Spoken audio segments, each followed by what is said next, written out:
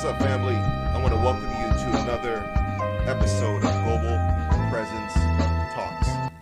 My name is Hakimian, and I have the honor of being on this podcast today with my amazing family and also co-workers, Jhael Hakimian. How are you, Jhael? I'm good. How's everyone? Good, good, good. I got my son, Jacob Hakimian. Jacob, how are you? Doing well, thank you for asking. Good, good, good. I think we got a few other people that are going to be joining us soon.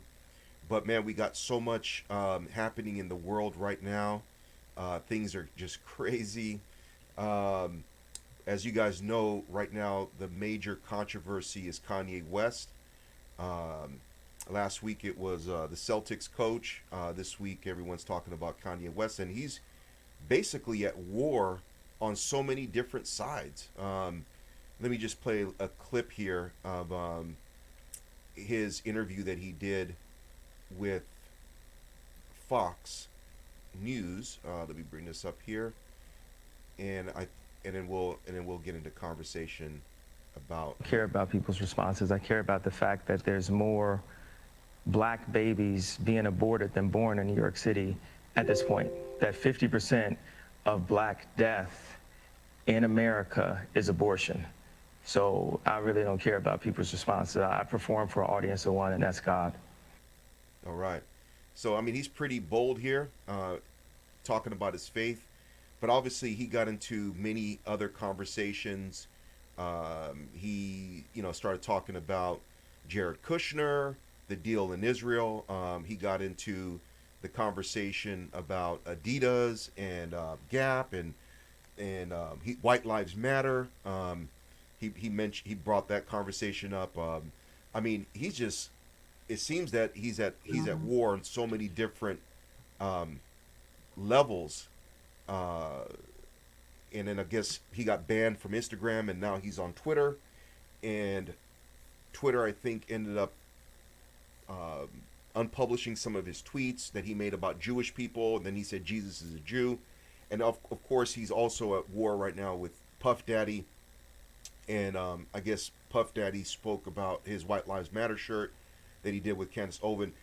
So again, for us as a business development marketing agency, today I think the big question that we're asking, and then we're gonna also deep dive with Jhael Hakimian, who is a communications expert. You know, is Kanye West marketing communication method effective? Is it smart? Does it work? And how does Kanye West apply to the average business person? Like, is there things that they can learn from Kanye, both good and bad? Can he eat the watermelon, spit out the seed?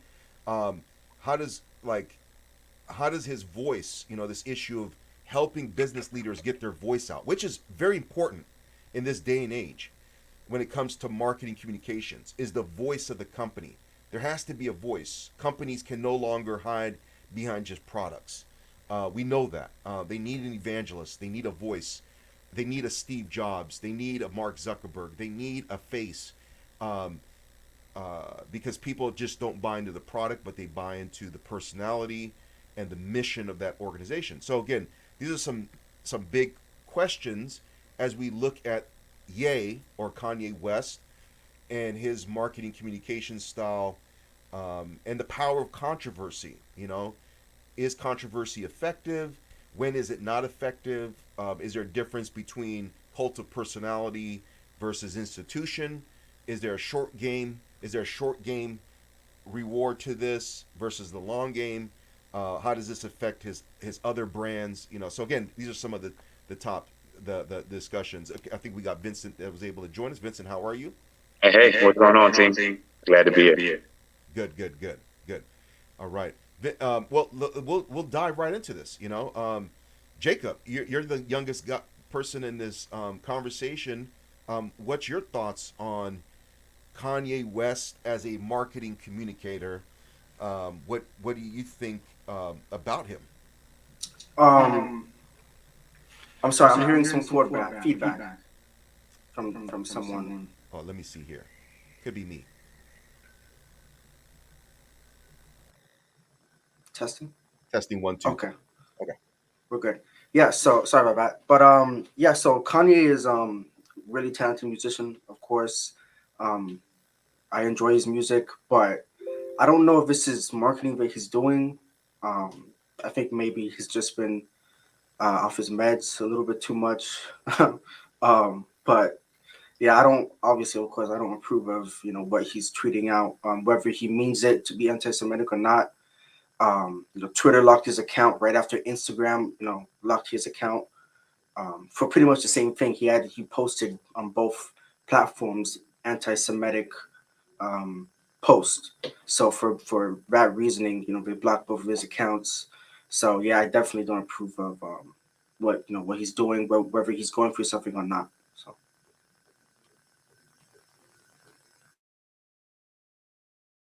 Sorry about that. I was having some mic issues here.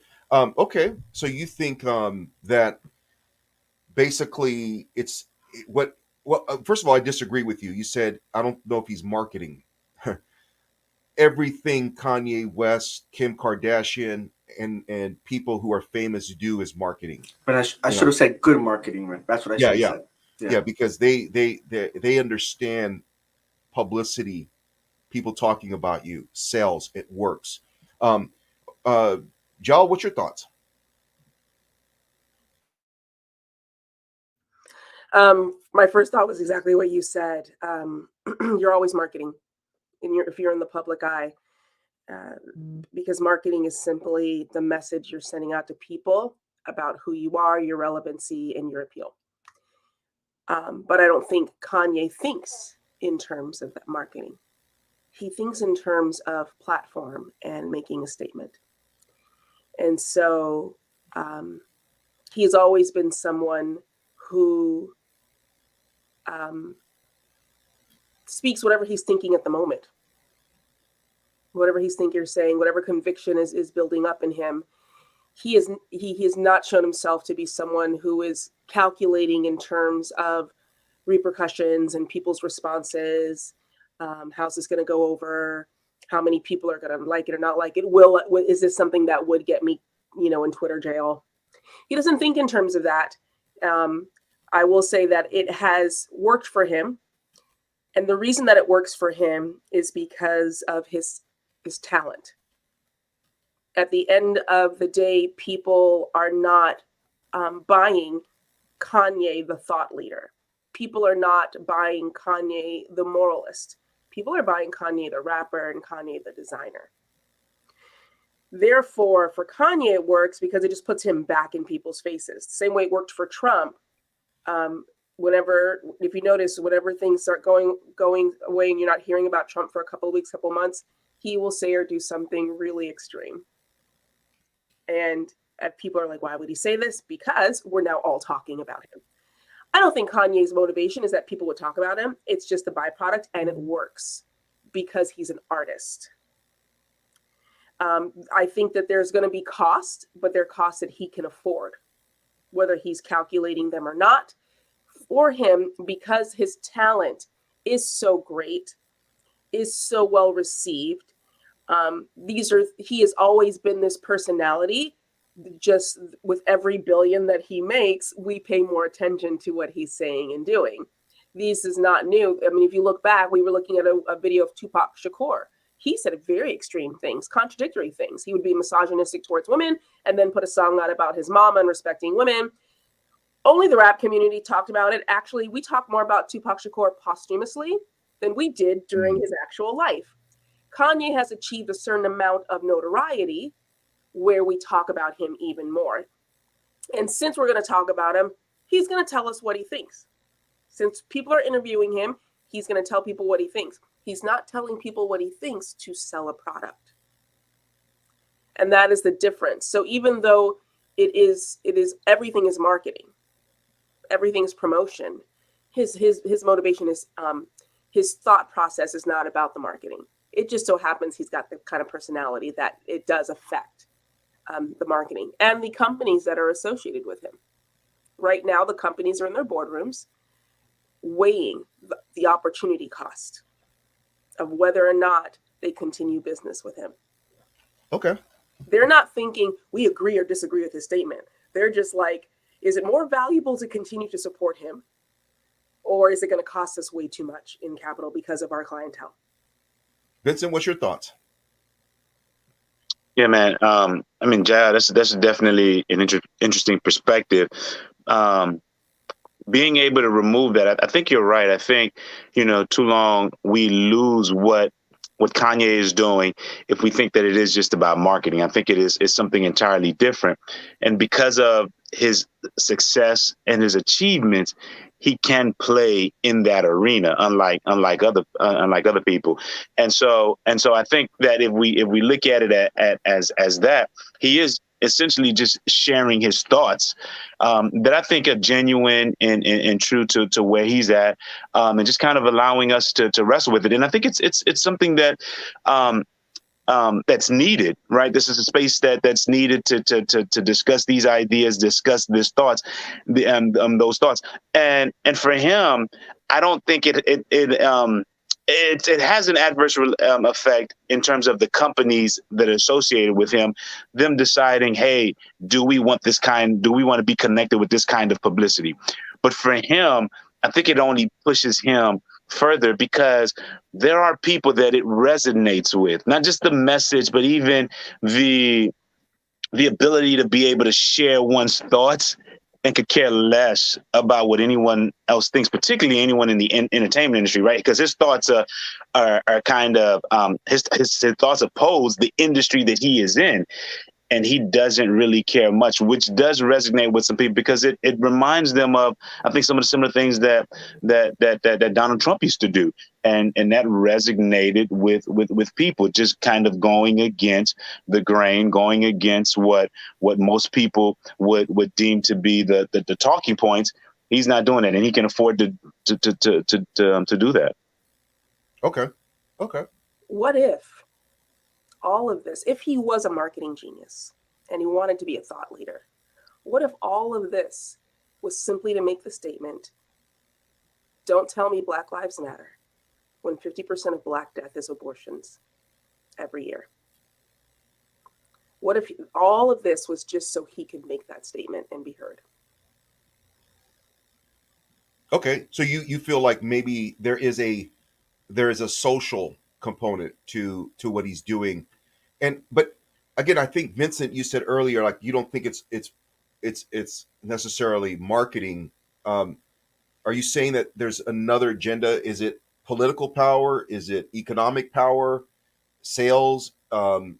Because wouldn't all of that require marketing? Because marketing is nothing more than bringing ideas or product or service to the marketplace so that people will buy into it. Um, and part of the buying into it is also recognizing that some people won't buy into it. So there's actual like growth component to controversy, like dividing people. Yeah. Um, it's we know for a fact that if there's a controversial figure, at least that controversial figure knows 50% of the people who split on his side or her side are potential consumers, followers, fans, church members, whatever like your motive is, right? Like as far as what you're trying to get those people to become, right? Fans, followers, consumers, members, activists. Uh, the end goal may be different as far as what that looks like, but there is a principle in the history of time. Even figures like Buddha, who are controversial in their time, the Prophet Muhammad was controversial in his time. Jesus was controversial in his time. There's never been Martin MLK, Malcolm X, and like you said, Jhael, earlier, Tupac. And it's always posthumous, like after their death, that we begin to romanticize them, in a way that becomes mystical and uh, legendary, Mm-hmm. But I think at the end of the day, right, they're always marketing because they're always trying to get the marketplace to buy into something.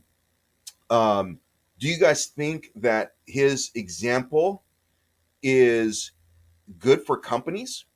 Do you think that this is something that companies can emulate purpose, like intentionally, like, hey, let's go out and be controversial like Kanye West and be effective. I see Jacob, you're nodding your head, like, speak your truth.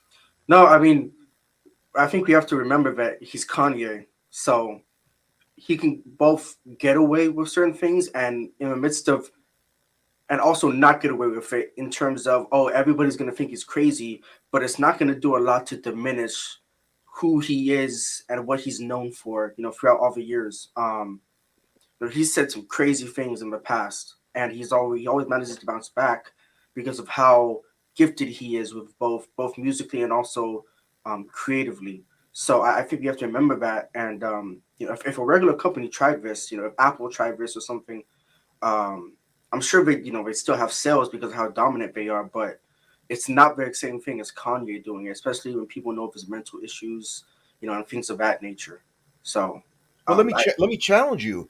Apple, Google, Mm. major companies have taken positions on controversial issues. Gay marriage, right? Disney took a stand on um, LGBTQ curriculum in Florida. And of course, the governor DeSantis pushed back.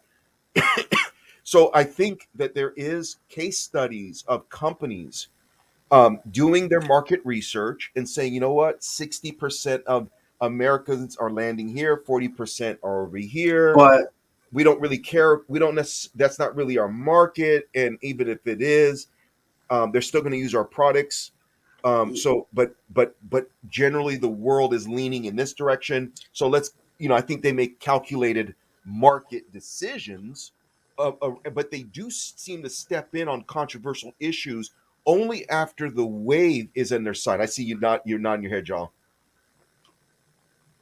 Well, I'll let Jacob finish what he Oh, was go, going go. to do now. no, all I was gonna say was that you're completely right if the companies do that, but Kanye is not a company.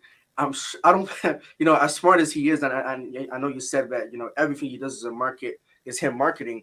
I don't think he's looking at where the wind is shifting in this specific matter. I think he just had something he wanted to say, and he decided to put it on blast, and post it publicly. So I don't think he's doing all the research. Obviously, I don't know for sure, but and you have to remember there's something that you said specifically. Oh, they take stances, but did Kanye take a stance? Because if you looked at the tweet, I just feel like he said something. But I guess it is taking a stance, but it's not like a professional stance. I would say, it was more of he let his intrusive thoughts win, and so he decided to put it on Twitter, which is why I think if he would have said it in a much better way, it wouldn't have had the blowback that it did. But instead of that, he decided to. But he seems to understand his brand, that if he is super calculated, if he does do press conferences, it goes against his kind of like he's on the move and he's saying things freestyle, as he's being engaged by interviewers and podcasters and reporters. Jal, what's your thoughts? So, yes, I think the key thing you said is companies, especially large companies that depend on a large amount of the population buying their products or using their services, they are not thought leaders. They don't engage. They're not leading the charge. They wait. They calculate. They watch to see a trend, right?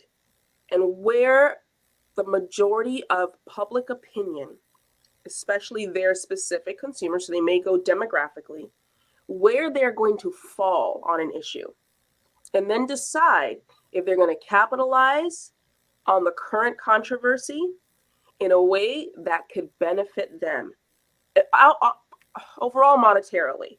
But in the immediate, it is more your brand, right? It is that's the brand management side of marketing. Being a brand who says we want to be associated with this, we want to be known as this, we want to be known as cutting edge, we want to be known as countercultural, we want to be known as in tune, we want to be known as diverse. If we want to be known as this is one of the things we want to be known as, even though we're a lollipop company. We want to be known as the lollipop company that's an equal opportunity employer. right? Then we are watching. We're seeing where the trend is going, and we're capitalizing on that in the way that we market our products and the stance that we take, but also in the decisions we make as a corporation. We've decided to offer benefits to, before marriage equality, we're deciding to offer benefits to long-term partners, even if they're on the LGBTQ community. For example, that's the kind of company we want to be. We want you to know that about us, right? Okay, that's our strategy. 3 years before we ever tell anybody on the outside, we're going to start implementing this plan here. And we're going to start doing this for our employees. So we have a track record, and it can be proven. When we finally do come out and say, hey, we've been doing this for years already. You guys that are just catching on, we've been doing this for years. This is how. Here's a testimony from this person that's benefited in this way, this person that's been served in this way.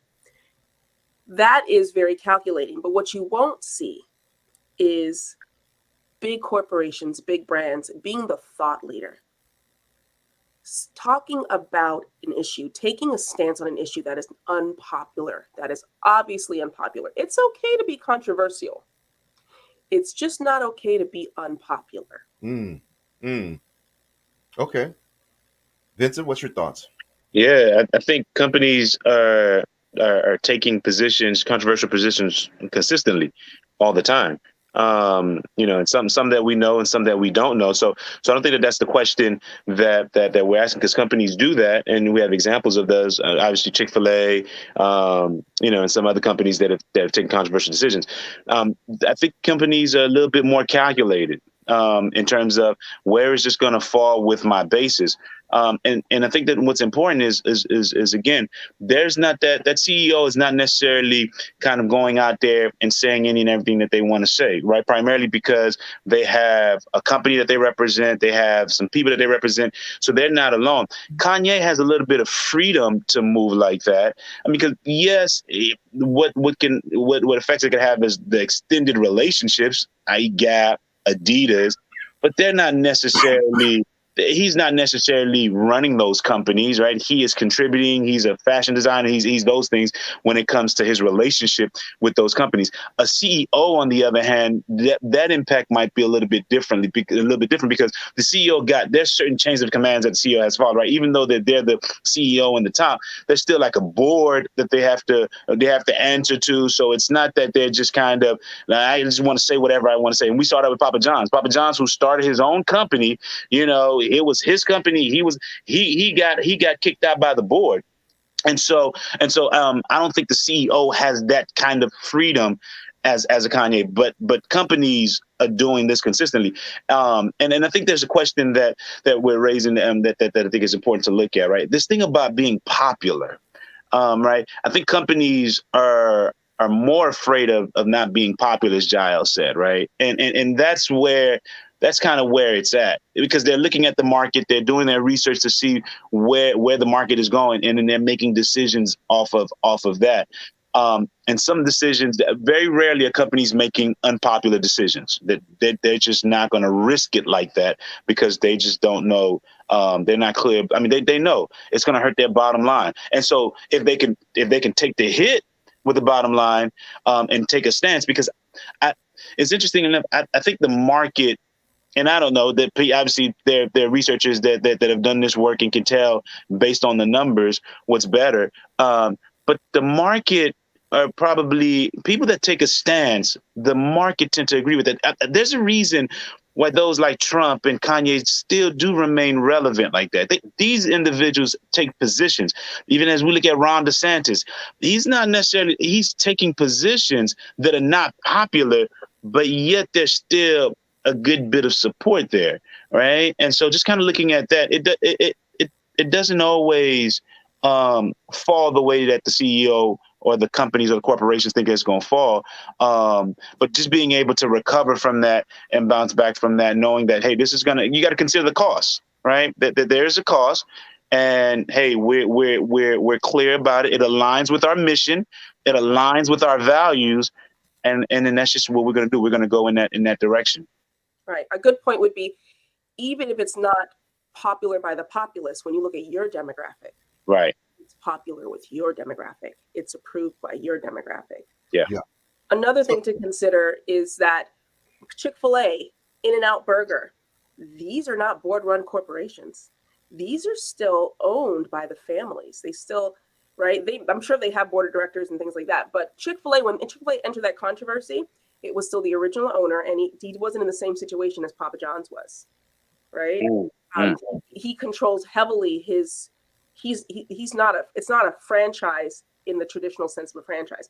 In-N-Out Burger, still not a franchise. It is a chain that is still owned by a family member, is running that company, which, and that's why they can still print John 3:16 on the bottom of their cups, and nobody's batting an eye because you already know what you're getting.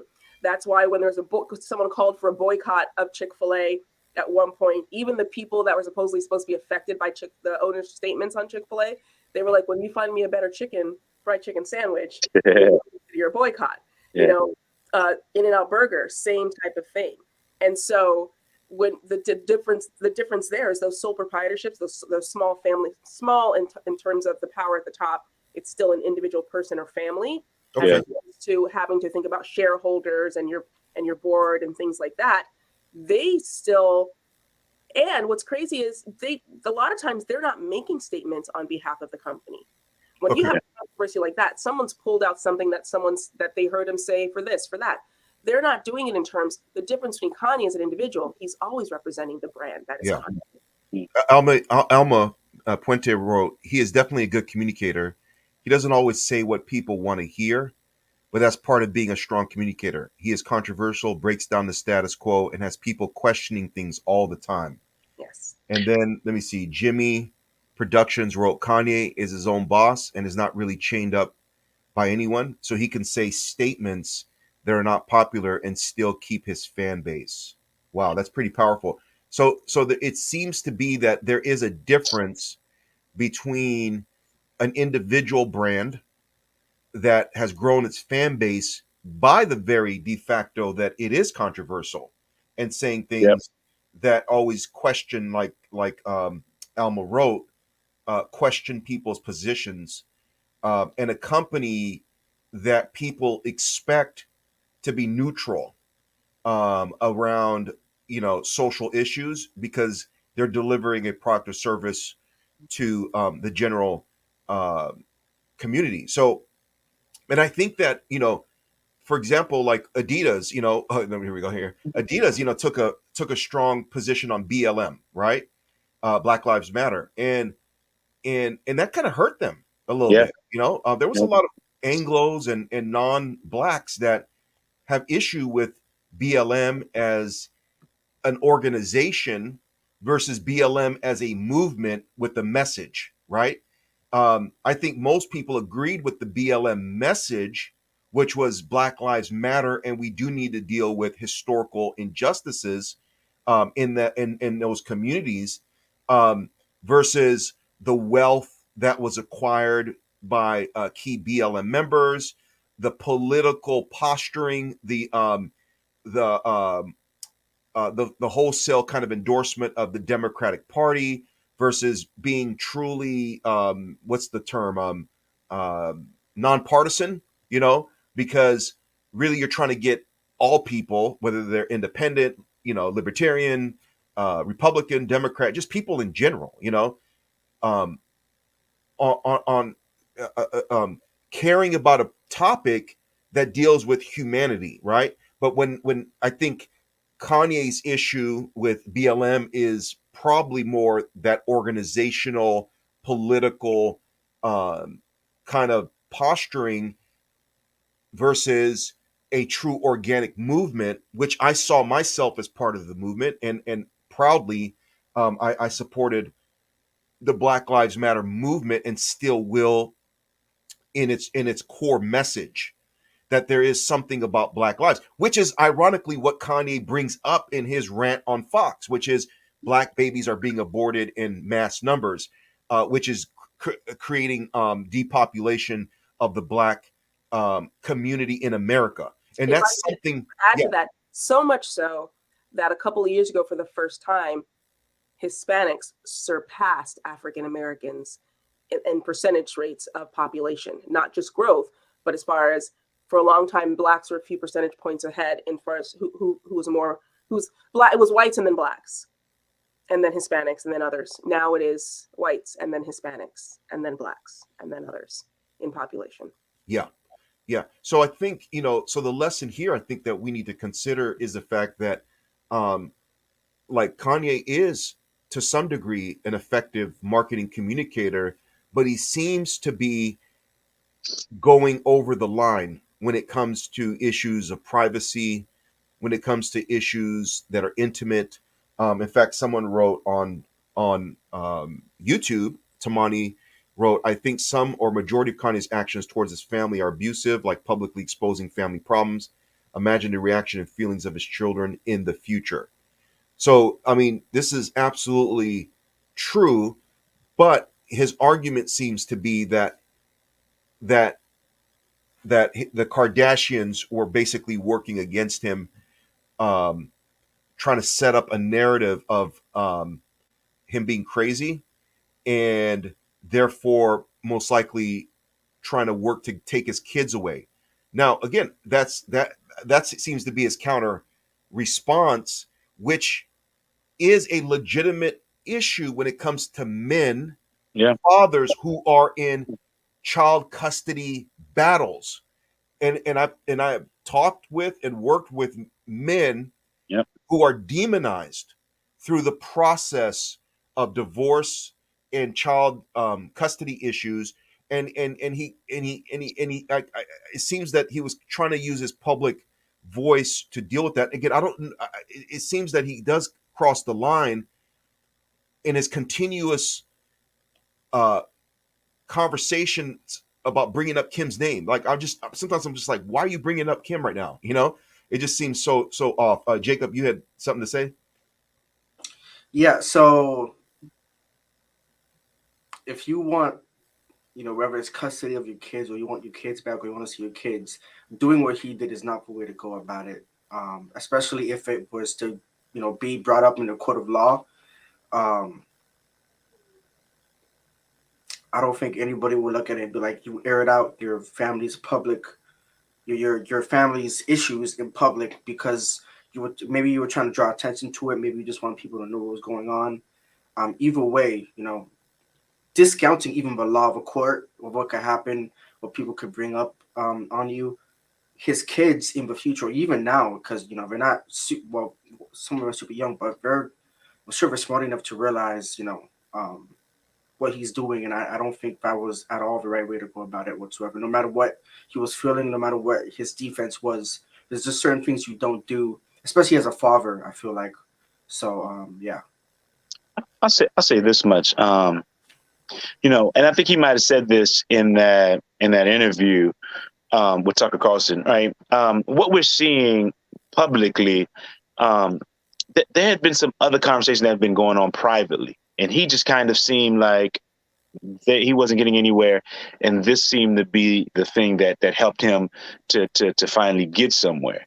And so I think to that degree, I think sometimes when things come out publicly, there's been some other things going on privately that we just don't know. It's just now hitting the fan, and the rest of us are privy to it. So those kind of conversations that were happening before, no way for us to know what that looked like, what that was, because who knows what those prior conversations were like until they finally hit it publicly. Has that changed? That's the effects, right? Has it changed? I mean, his custody with his children. I don't know how much of it, what was the effects of it. But yeah, I think that's as far as we got. When it makes public, there's been some other things going on privately that we're not aware of at that point.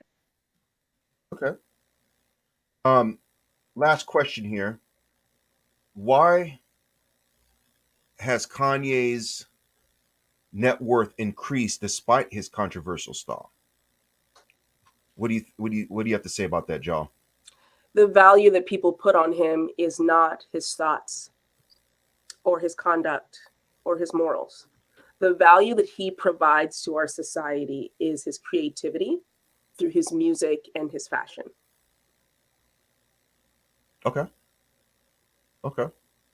Any other thoughts here? Yeah, and while the value is with his music and his fashion, his thoughts keep him before us. And as long as he is steady staying before us and he is pumping the things out, he's going to continue to be talked about. People are going to want to know more about him, right? All you got to do is just click on one thing, one article with him, and then your news feed is just filled with articles about him. And there is plenty of news about him. I mean, this is just ridiculous in terms of how we're following this guy's life. And so his value is certainly on the music and what he's producing in fashion. At the same time, the controversy keeps him relevant. It does play to help make sales, and it does play to make people want to go get more, stand in line to get his product, because this guy he's constantly in the news, for good or for bad. He's constantly in the news. We got to get his stuff. Over the weekend, Washington Post, Reuters, BBC, New York Times, Variety magazine, the Christian Business thing, Deadline, NBC News, CBS News, and that's just to start. Over the weekend, Kanye. And Kanye with Tucker Carlson, like that was like, wow, that is interesting that Kanye sitting across Tucker Carlson. Like I thought just that picture, that's interesting. How many other rappers is Tucker Carlson interviewing? How many other fashion designers is he sitting down and talking with? Not many. So Yeah. And then Jhael Hakimian, I know that you are involved with helping people with communications. Can you share with us why do you love helping people with communications, and how would you help Kanye in this as a PR director or communications coach? I'll take his phone. No, I'm kidding. I love helping people with communications because one of the things I think number one, I come from an immigrant family. And so I think something that immigrants learn is that learning the language technically does not always prepare you for being able to navigate the society or the subculture or the industry that you are part of. There's a whole nother subset of lingo depending on where you are. And so I love helping people begin to understand that communication is not just getting out, it's getting through, right? And so being able to effectively communicate the heart behind what you want people to know about you or understand, or how you want to affect or change people, but also being able to really understand what the person talking to you is truly saying. Because that word that has this one technical formal meaning a lot of times carries a whole lot of other meaning behind it, depending on the timing of it, the context it's in, the industry that you're talking about with that individual, and all sorts of things. So helping people being able to navigate that so they can become more effective and more successful in whatever it is they're doing is why I love helping people with communication. How would I help Kanye? I would ask him, what is it you really want to accomplish? Okay. If all you want to do is stir some people up, if you just want to say what you want to say, get it out so you can feel better, like, good, there, I said it, done. Keep at it, bruh. You do you, more power to you, like seriously. But if you actually want to change hearts and minds immediately, we might be able to think of some more effective posturing that you could use in your communication. So the first thing I would ask him, that's the first thing I ask anybody else, what are you hoping to accomplish?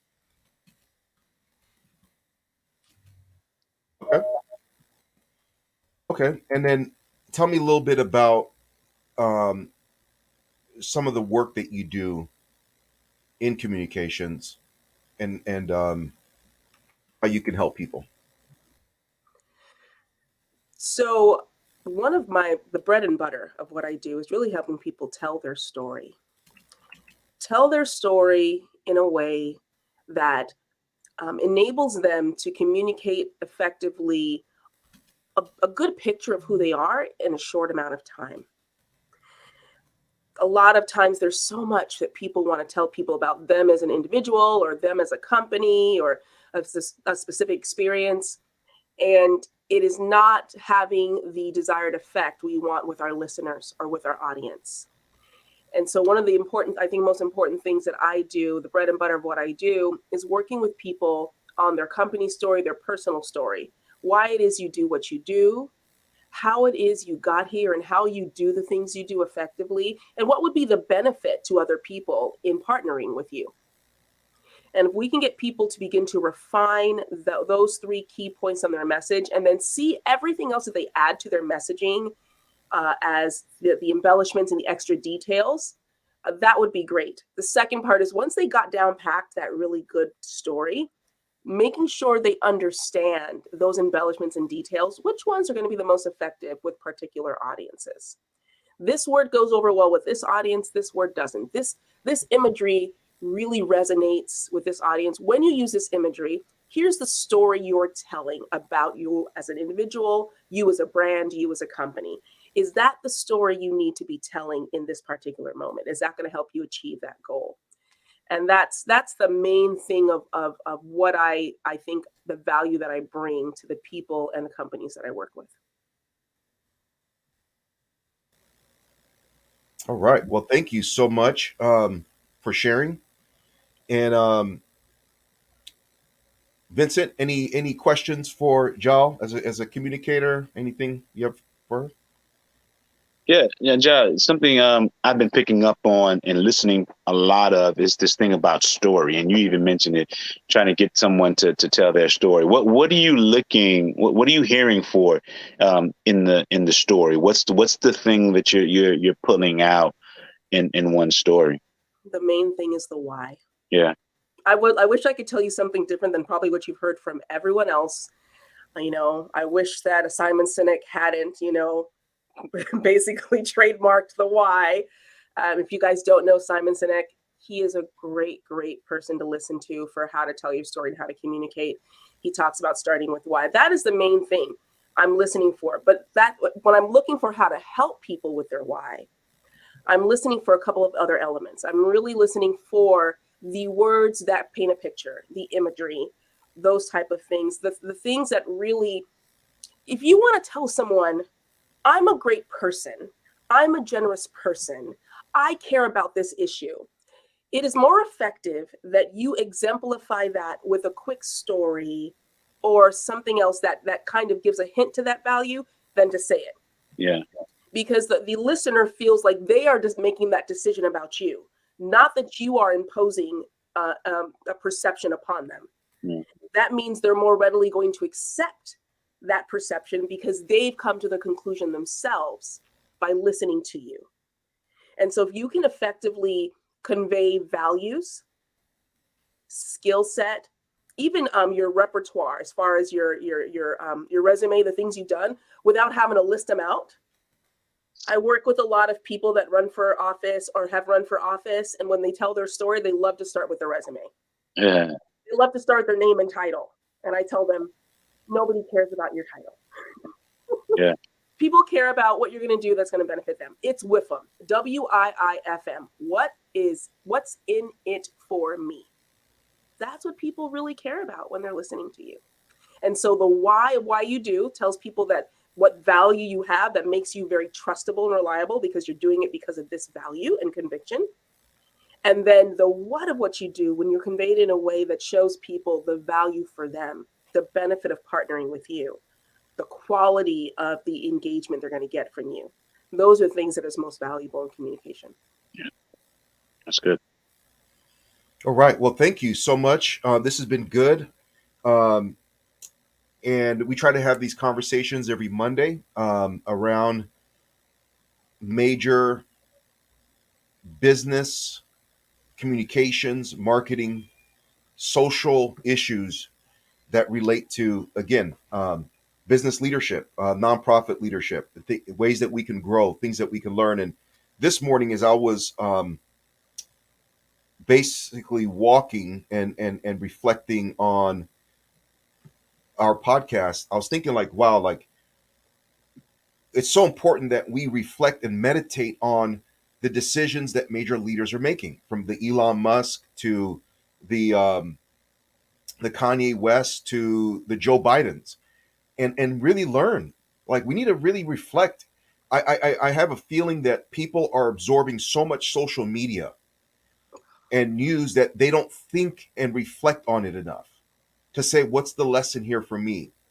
And I think the lesson is, and you find some of these lessons in ancient texts like the scriptures, where leaders can get prideful and start saying off the wall things and doing off the wall things.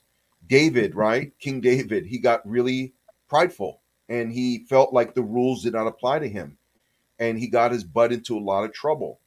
Um, but at the same time, leaders could be doing great things and we misunderstand them. You know, many leaders throughout history, from generals to political leaders to religious leaders, were misunderstood. So I am always reflecting on how much of what they're doing I'm misunderstanding, or I'm getting a nuanced view of them because the media wants me to see them a certain way. Yes. Because King David, for example, went through a season where he deliberately acted crazy because for his own survival. And how much of that is going on? Where there's deliberate, intentional messaging so that you can save something, Because I was thinking about the White Lives Matter shirt. Like, I was thinking about it from a marketing perspective. Why would Kanye do this as far as a chess game? When it, like, what strategy, because business development strategy and marketing requires thought. Like, once you send out a action, it's going to have a certain reaction. And I was thinking, why? Because of this beef that he's having with Adidas and Gap. He's trying to renegotiate, or not renegotiate, but I think he's trying to get out of certain contracts with them. So guess what? Adidas and Gap, just so you don't get it twisted, black people have influence, but we do not have purchasing power like Anglos.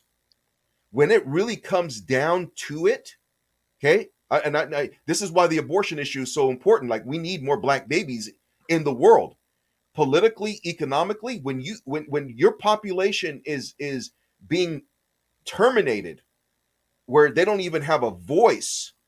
They can't even get to 12 years of age versus 24, 25. And I say that from my own faith perspective. But even from an economic perspective, and like each child, every individual is worth billions of dollars. Okay, is worth is worth a vote.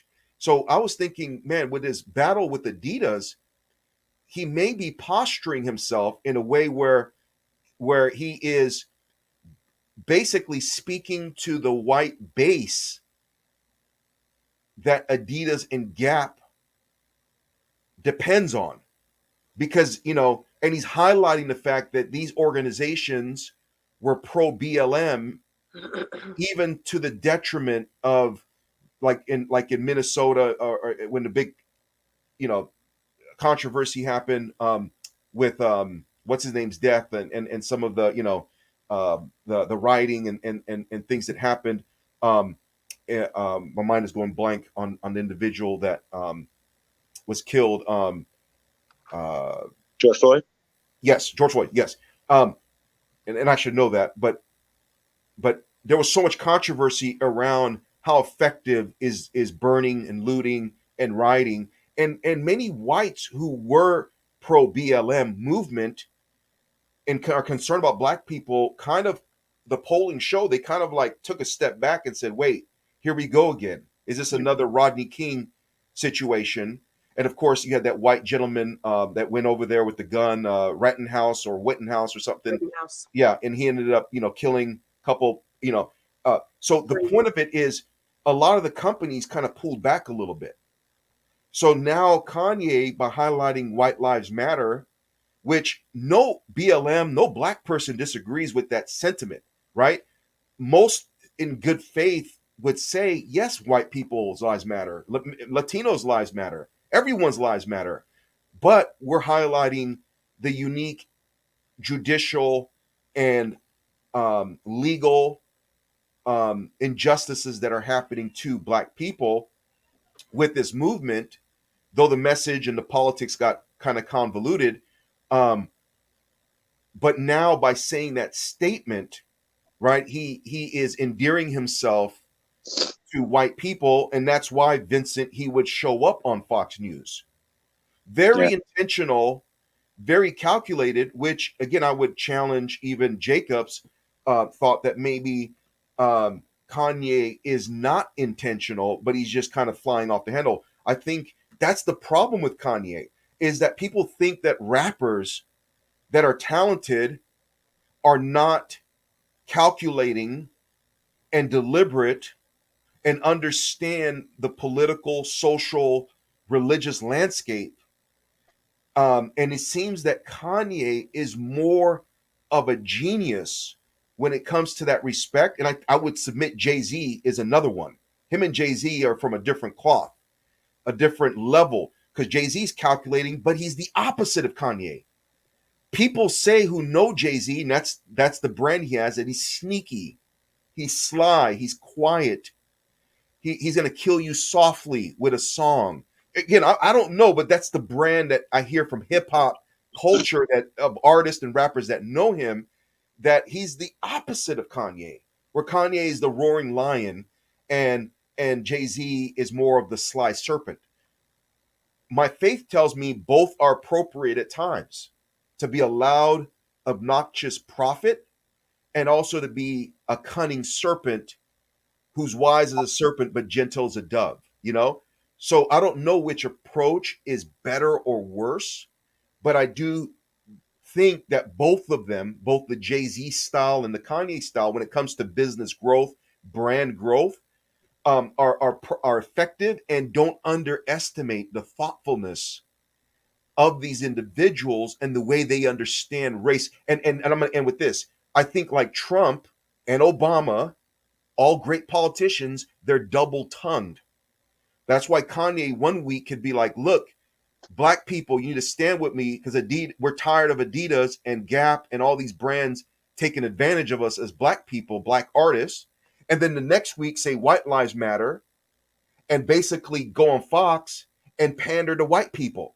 At the end of the day, some of the most clever politicians and marketing communicators have an ability to be triple, double tongued. And that is, in one group, they pander and say one thing, another group, they say nothing. And we know they're doing it, but long as they keep telling us what we want to hear, we keep forgiving them and we keep loving them and we keep buying their Kool-Aid. And I'll stop there. Peace. Peace.